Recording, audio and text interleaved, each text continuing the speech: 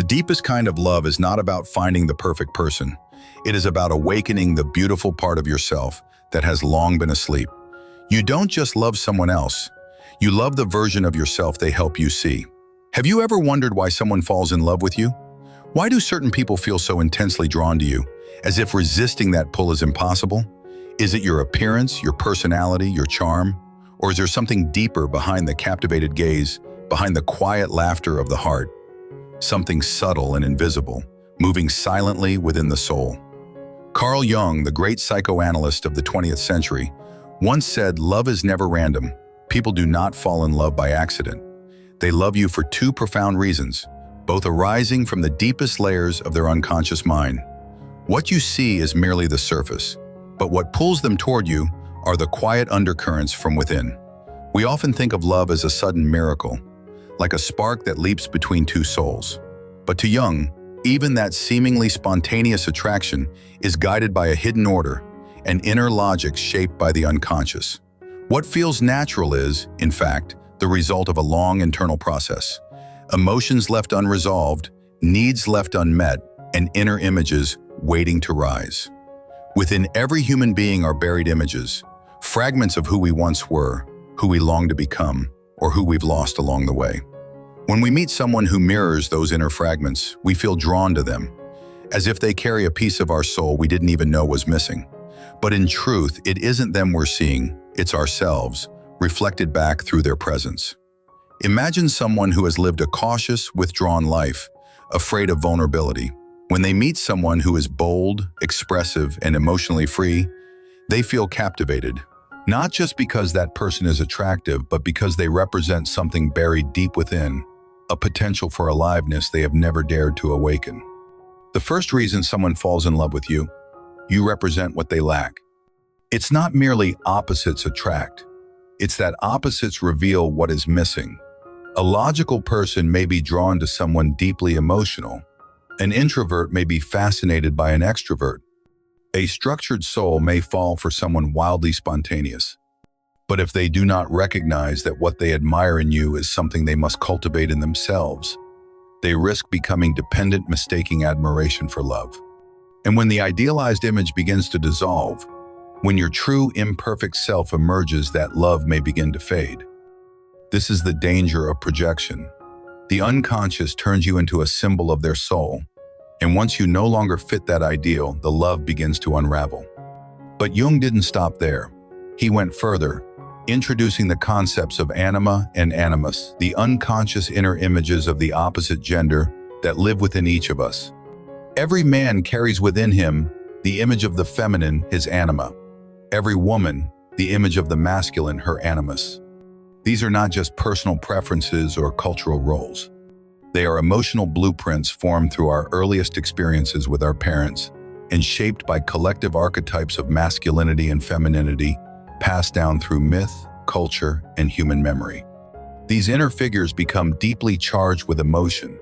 We carry them unknowingly until one day we meet someone who seems to embody them perfectly. And when that happens, the attraction can feel overwhelming. A strange familiarity arises, as if we've known this person forever, even if we've just met. It feels like destiny, soul recognition, or some ancient memory being stirred. But Jung would urge caution. This is not fate. It is not the arrival of a soulmate. It is your psyche seeing itself, its own inner design, reflected in another human being.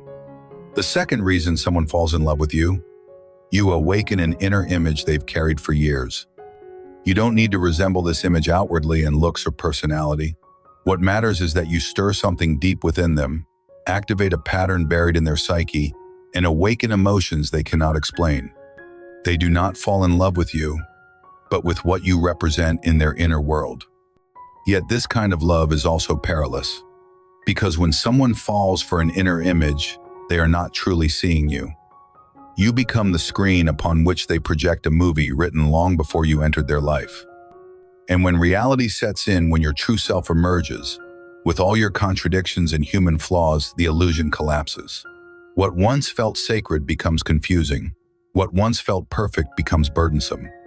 And the love, no longer fed by fantasy, begins to dissolve.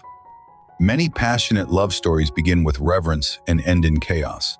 Not because the lovers were incompatible, but because the relationship was never grounded in real understanding. It was an unconscious attempt to heal or complete the self through another. But no person can forever embody an archetype. No one can hold a role in a psychological play that was never truly theirs. Still, Jung did not see this as failure. On the contrary, he saw it as essential to our evolution. Because love, in its deepest sense, is not just an emotional experience, it is a force of transformation. Every person we fall for becomes a mirror. In them, we see our hidden potential, or our unhealed wounds, our creative fire, or our buried fears. Love is an invitation to move closer to ourselves. And in that way, everyone who has ever loved you and everyone you have ever loved becomes a milestone in the journey back to your own wholeness. They do not appear by accident. They are symbols, catalysts, messengers of the unconscious. They arrive to awaken, to challenge, to illuminate. Not every relationship is meant to last. Some people come simply to break your patterns. Some arrive to teach a lesson you've long avoided. Some appear to reflect you clearly or distorted depending on how ready you are to see yourself. Jung called these moments meaningful coincidences, events not logically connected, but deeply significant. When someone enters your life at just the right time and evokes powerful feelings, it may not be mere chance. It's a sign. Transformation has already begun. So why do people fall in love with you? Because you reflect something they desperately need or awaken something they had forgotten. In both cases, the love is not entirely about you. It is about them. About their souls longing to grow, to heal, to become whole. And you are no different. You fall in love not just with who someone is, but with what they reflect back to you. They are the mirror, the doorway, the guide to the next chapter of your inner journey.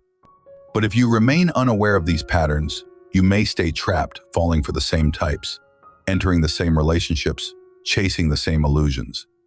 You may think you're unlucky in love, but in truth, your unconscious is simply trying to teach you something you're not yet ready to learn. To Jung, the answer is awareness. When you begin to understand your projections, your inner archetypes, your psychological patterns, you stop searching for someone to complete you. Instead, you begin to complete yourself from within. And from that place, love transforms.